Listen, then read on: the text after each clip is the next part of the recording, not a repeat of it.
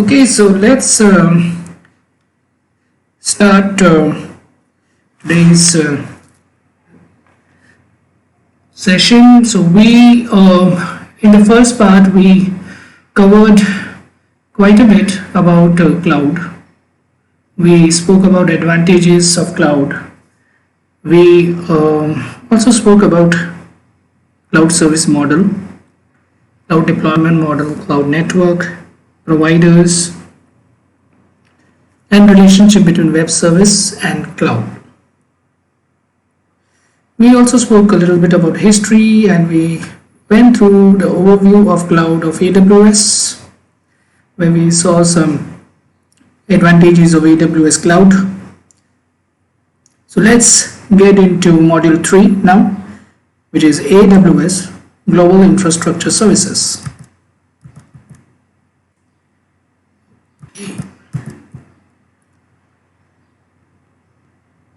Let's start this.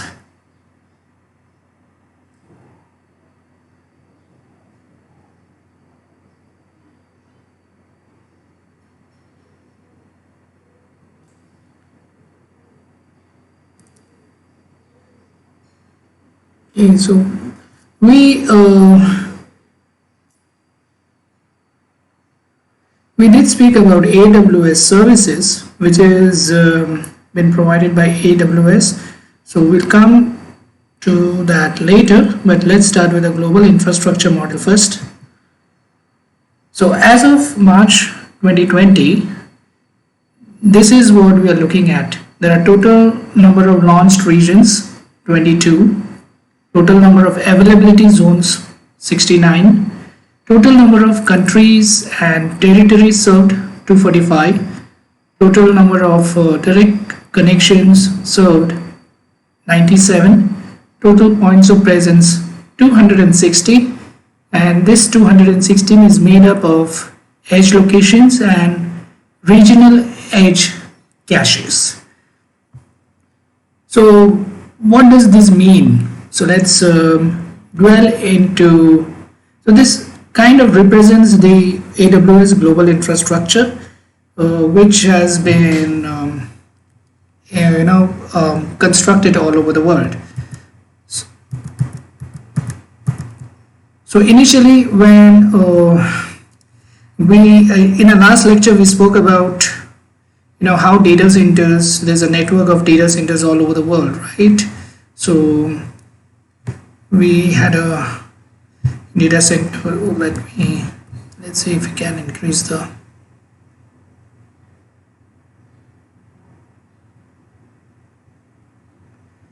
Okay. Yeah. This is okay. So I don't have the pen tablet, so it's going to be a little difficult. So there will be a data center here.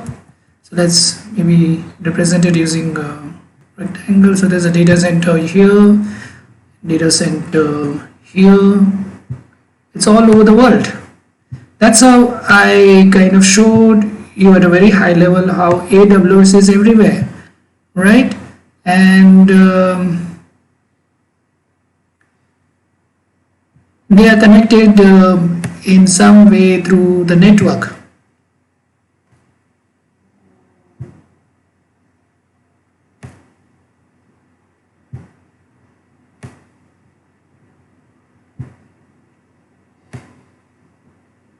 Right? So each one of these is a data center. So at a very high level, we are looking at a network of data centers in which we have all our servers inside, right? And these servers have is made up of hardware and software, right? And we have all kinds of hardware and software available. And so let's say this is this data center, let's say it is in India, and this data center maybe in Australia. So users essentially they get connected two data centers. So this is a user, so let's give him 2 eyes. Okay, let's give him 2 hands. Okay, and what does he do? He gets connected to the data center. So one user may be connected to Australia data center, another user may be connected to India data center. Now here is where the concept of at a very atomic level, data centers is what we're looking at, and inside the data centers we're looking at servers. But these data centers, they are part of some region, and that is where the word region comes in. So this may be in India region, which is a geographical area. This may be in Australia region, right? And this may be in South America region. And so all over the world, every data center is part of some region. And that is what, when we say there are 22 regions, that is what we mean. There are 22 regions.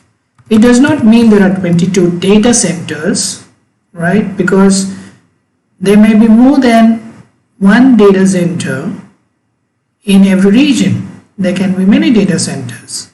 In fact, there are more than one data center. So we'll come to that. But the idea region does not means data center. Region means an area, geographical area, somewhere in the world where let me get my battery running.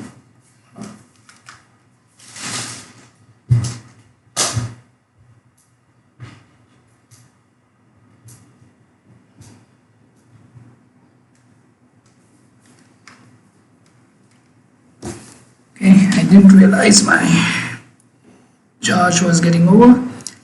So that's what let's get back. And so that's what region means. It's a geographical area somewhere in the world. Now all these regions, somewhere it is part of AWS network.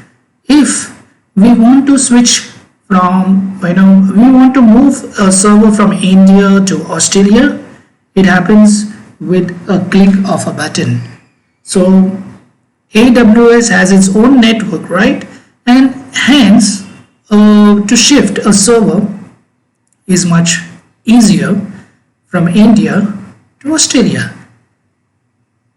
If I want to make a duplicate copy of this server in Australia, I can do that.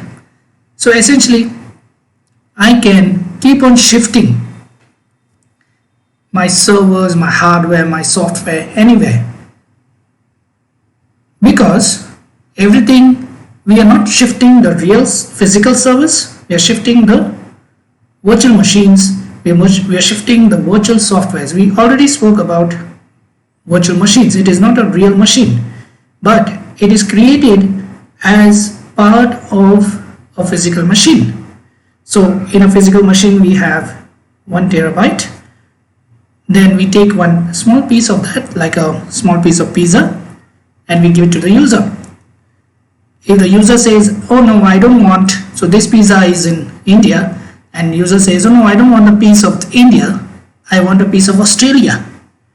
So the AWS, once the customer tells AWS that I want an Australian piece of the pizza, AWS will simply can shut this down in India and create a similar piece in Australia and give it to the user. So everything is flexible.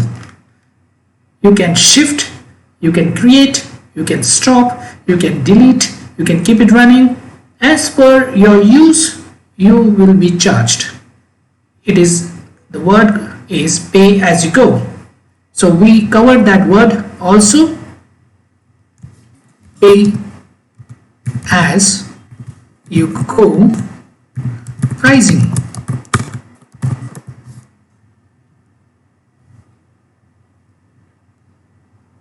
Now it is possible there are some regions, for example China, a lot of things will be restricted.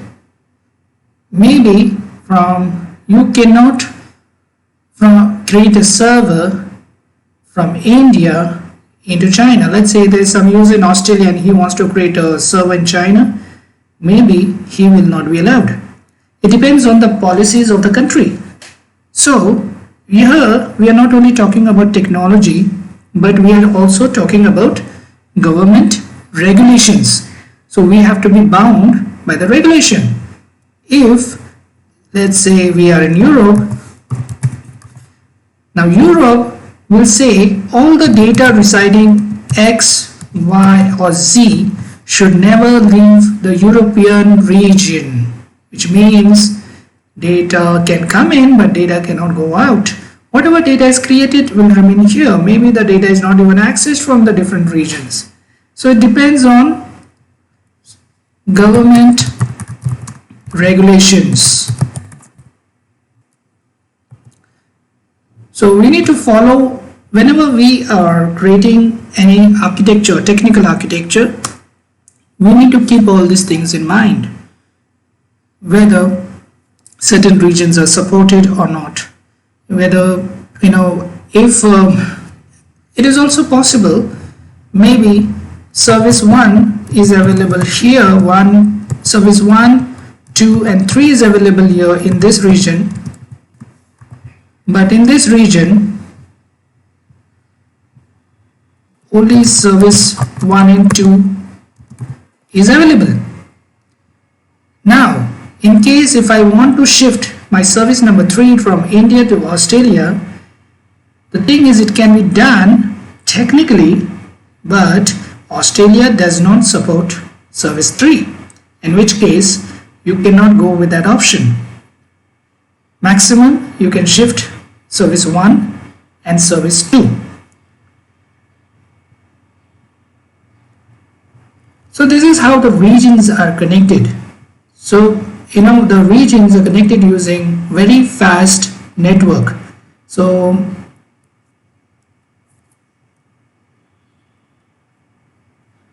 you need to, so that is about regions.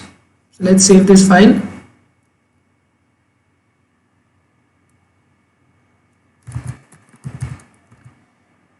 Now we are looking at one data center inside one region, but the truth is not that. So let's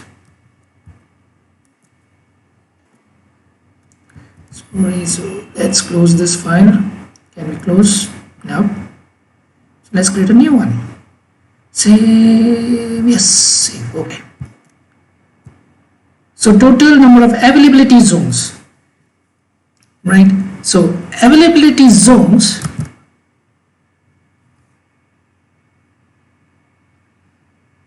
is part of the region. So let's look at one region that we just drew. It's a geographical boundary. So that we have the region, and availability zone is in the same way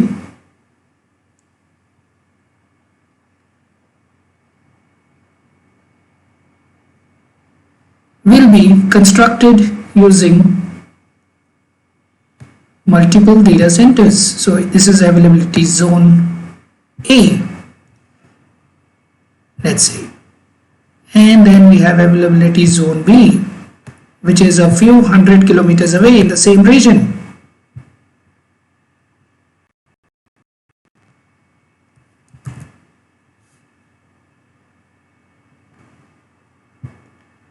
Right? So this is availability zone A, availability zone B.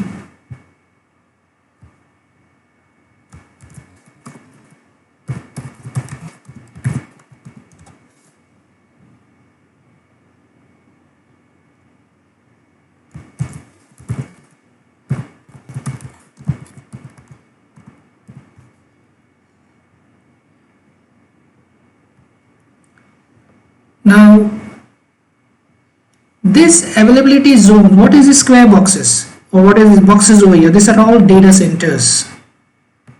They are all connected using extremely fast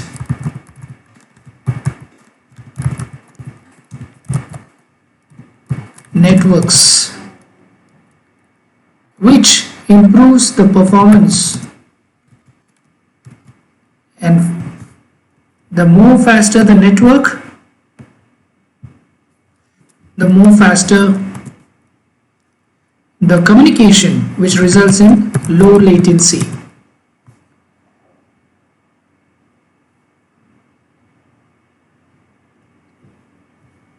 So latency is between two endpoints from A to B.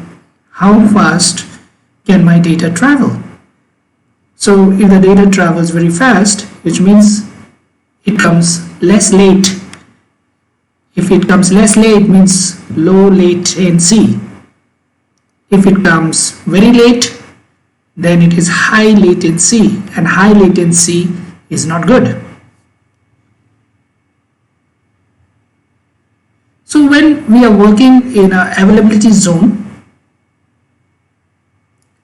the data is moving very fast. If we have service 1 over here, service 2 over here, it will be very fast because they are all in the same zone.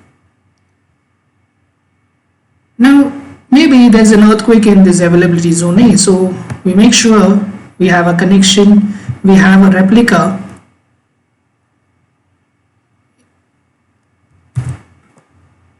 over here,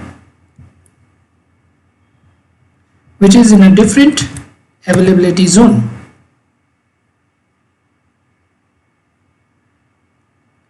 And this too is also connected in a network, right? These are what? These are nothing but data centers. So ultimately, somewhere at the bottom, we are looking at data centers, and data centers consist of maybe, let's say, example of 50,000 servers, and very good servers with a lot of processors, a lot of storage. So we're looking at a very big setup. So in case, as I said, if there is an earthquake in availability zone A, immediately the user will be shifted to availability zone B. If the service 1 stops over here, the user who is outside this region, let's say he is, let's draw the user again. Let's give him 2 eyes. Let's give him 2 hands. Let's give him big hands. Okay. So user is accessing this region. He said,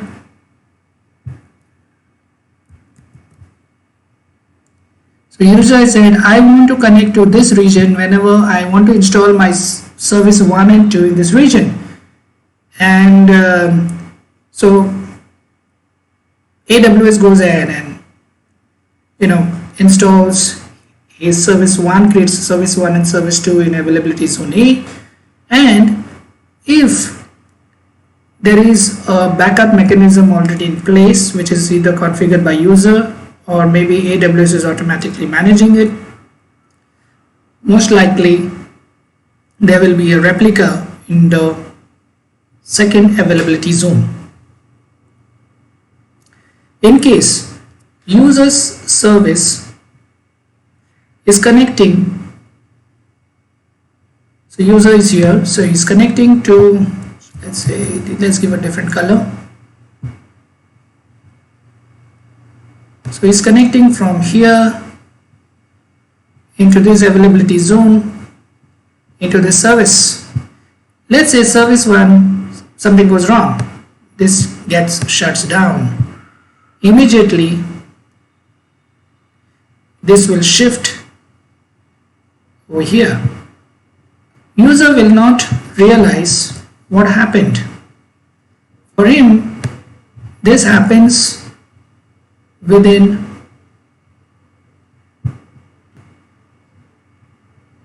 very fast. We mentioned the word in the last lecture. We said single digit millisecond latency. As I said, it is as late as a single digit milliseconds, that is between 1 and 9 milliseconds, which is like in every second is 1000 milliseconds. So we are looking at in the 1000, in less than 1 to 9 milliseconds, we are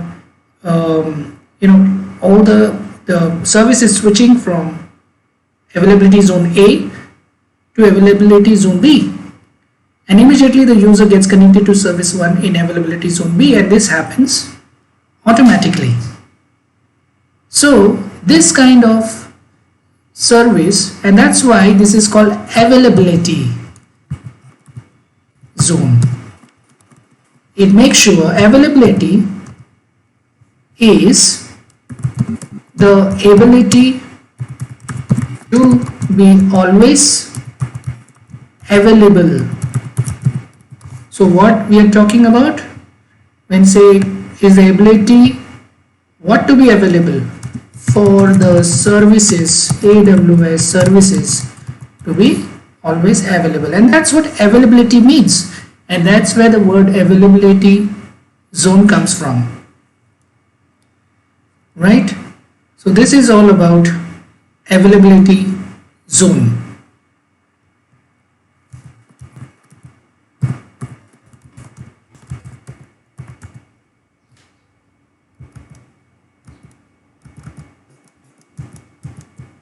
So how many regions we have? 22 regions in the world. They are spread across the world. We have within this 22 regions, we have various availability zones. Then in this region and availability zone is spread across 245 countries and territories. There are total number of direct connections 97. So we'll look at what is a direct connect later when we get into networks. And then now we come to 216 points of presence. So the question is, what is this? You can think of this also as a data center, but this is not the same data centers that we have configured for these regions and availability zones.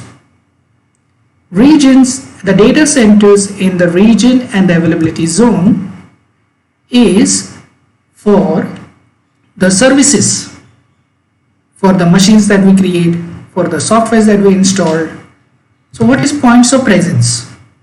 Points of presence is a similar network of data centers to ensure that you get your data fast. So let's get into that. So let's create a new diagram for points of presence. So let's talk about points of presence.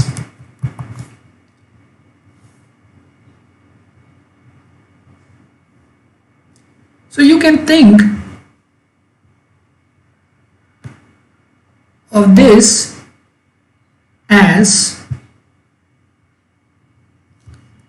AWS regions, and there is availability zone inside over here, right?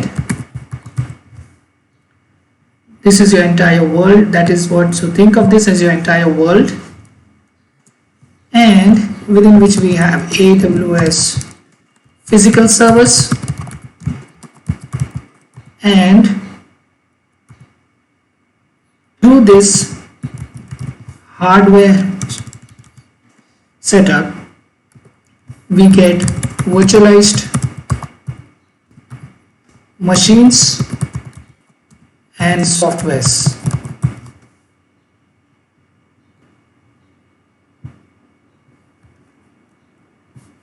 and this is accessible using web services, which is web services used by management console. We spoke about this, CLI or SDK. Can we get this on top? Oh yeah, right. So this is how things working. We kind of request the management console to create a service. There's a web service for every kind of service. The web service goes and calls a function. The function may be to create a virtualized machine. Once the request is gone, then we want to create a virtualized machine. A piece of it is given from the physical server. So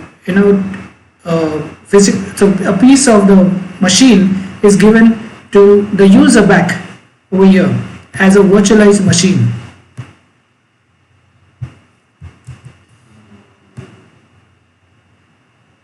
I cannot draw properly over here, but this is a back arrow.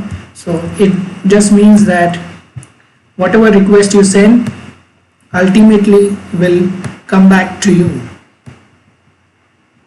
So ultimately we are hitting the physical servers, we are hitting the, I forgot to mention, these physical servers are part of data centers, right? And data center is part of availability zone is part of region, right? So far we are looking at a global infrastructure, but this is not the only thing that AWS has. Now, points of presence, basically they are, you can say, data centers. So let's draw some data centers. So let's say we have a data center over here, all over the world.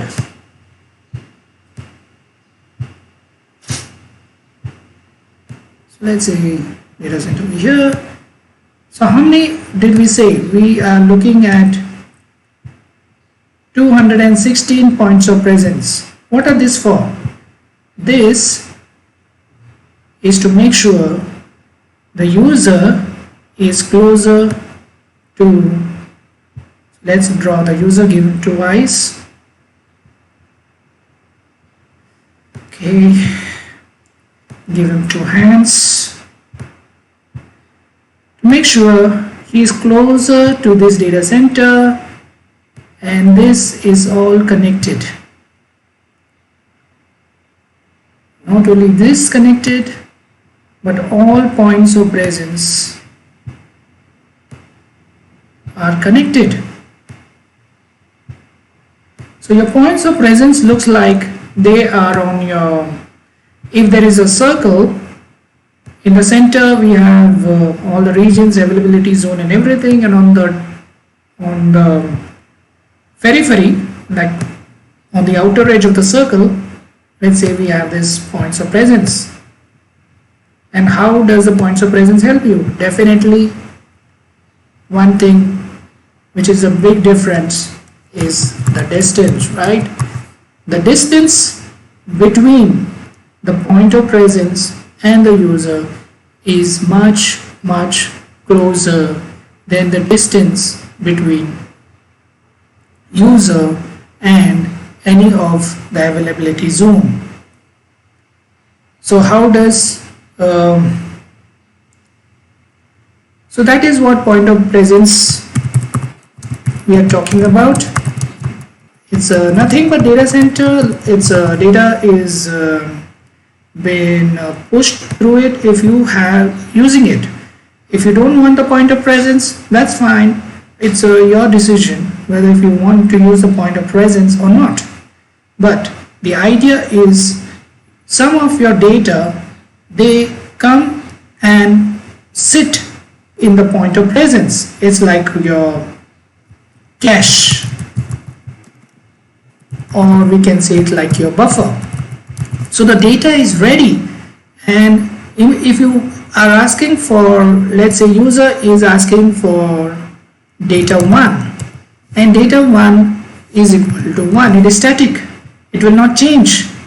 Now first time it will get the data from here, data is equal to 1, but The second time, the first time when it comes, fetches the data, and if you have asked for a point of presence, it will reside over here. Data 1 is equal to 1.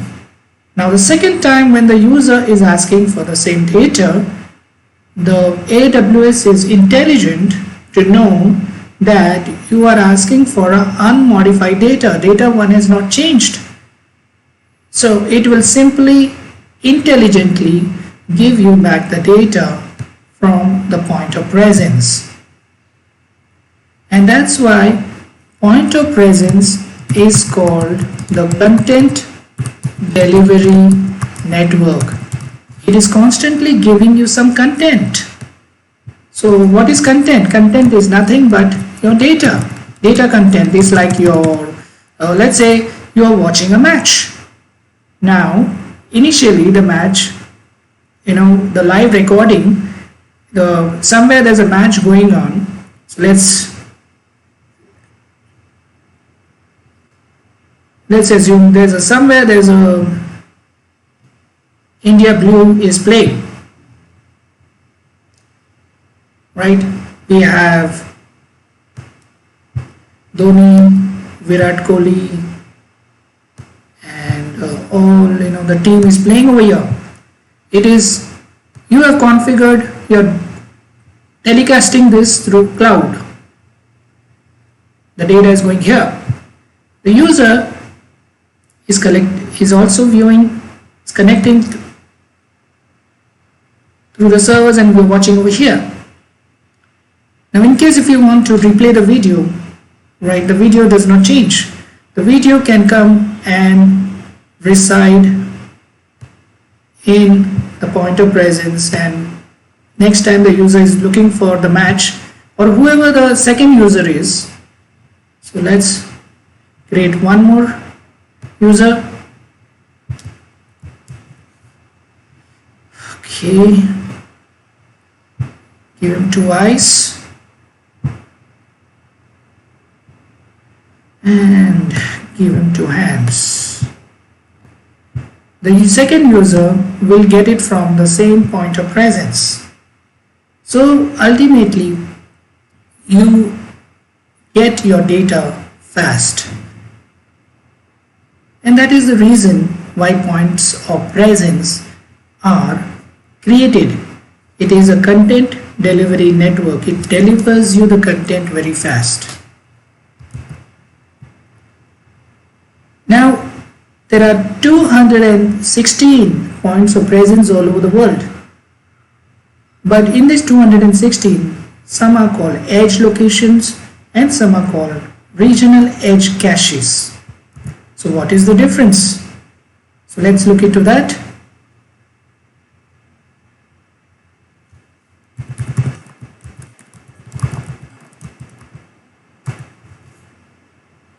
So remember this: regions, availability zone, data centers, physical servers, virtualized machine, web services, management console. That is the layering.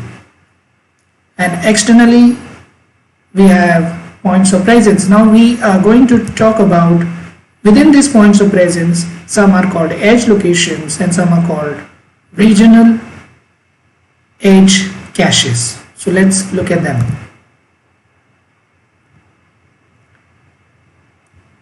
Okay, so let's create a new one.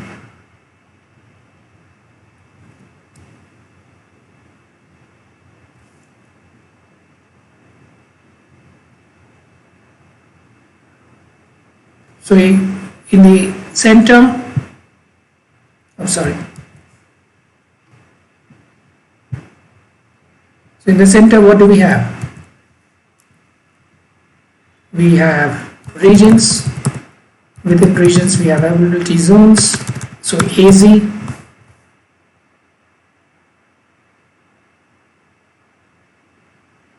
Okay. We have data centers, with data centers as servers, and servers have services.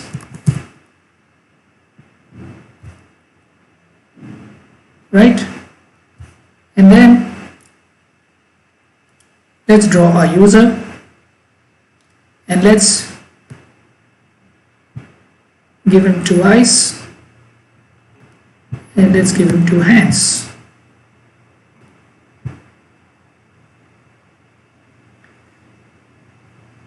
Now let's draw the point of presence all over the world.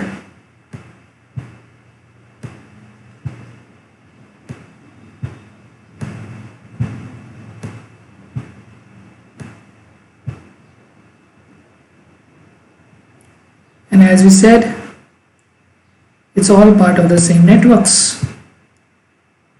A very fast network, a low latency network, a single digit millisecond latency network,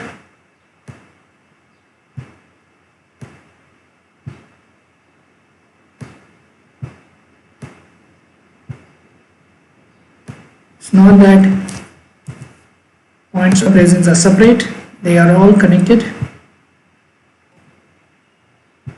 to the AWS Global Infrastructure Network.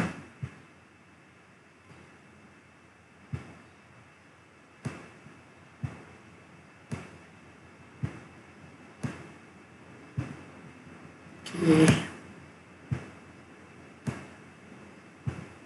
So as we said, these are points of presence, but this time we'll call them edge locations.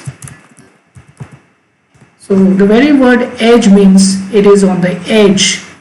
It is much more closer to the user. When you talk about edge computing, it's all about working on the edge locations or working using the points of presence. So these points of presence are called edge locations, but maybe there are a lot of people in Mumbai looking at the match, a lot of people looking in India at the match. So for them we will go right inside the city Mumbai, and within Mumbai itself we will have a regional, am I confusing the words? I just hope I'm not confusing the definitions, I'm not reversing the definitions, but if it's a mistake, let's see later. But the idea is, so let's go with this. Regional edge locations is right inside the city, because we have realized there's a lot of IPL match been watched over here. So let's say there's IPL match, popular content,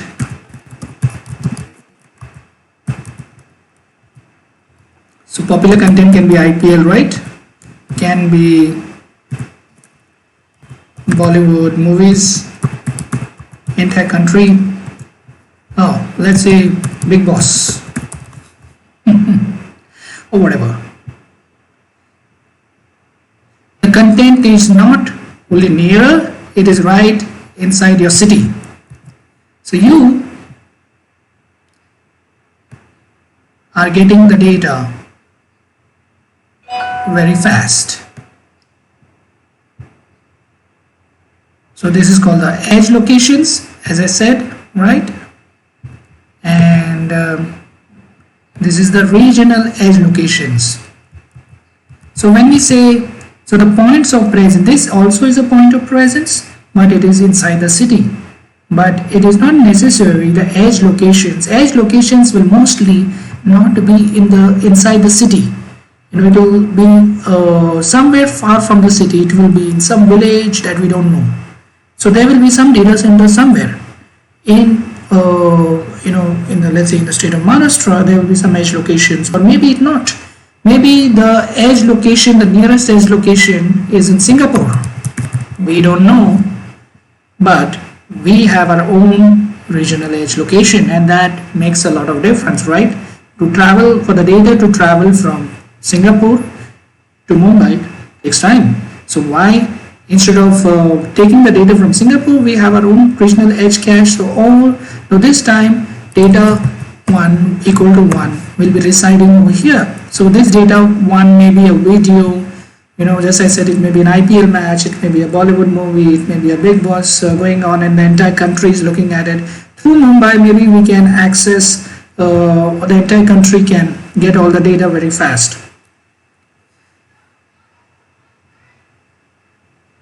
Okay. So why is this kind of infrastructure done? It is to reduce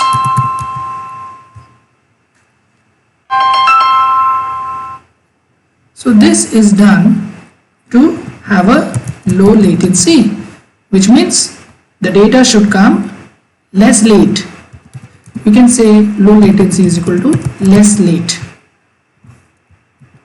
So data travels less late. You can think of it in this way.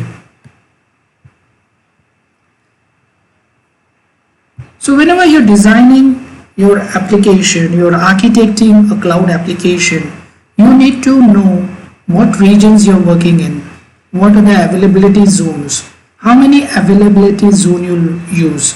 If you're using a backup availability zone to ensure that data is always available, then that is part of the strategy, and then you consider which services are supported in each of the regions or part of the availability details, or part of the availability zone. And also then you have to decide whether you want to use the points of presence, and these points of presence, do you want to use only the edge locations? If you want to use the edge locations, then how do you want to use the edge locations, or which do you want to use? Do you have a regional edge location closer to you? All these decisions will help you architect your application to be created in a best possible way which can perform very well. So this point of presence, this network,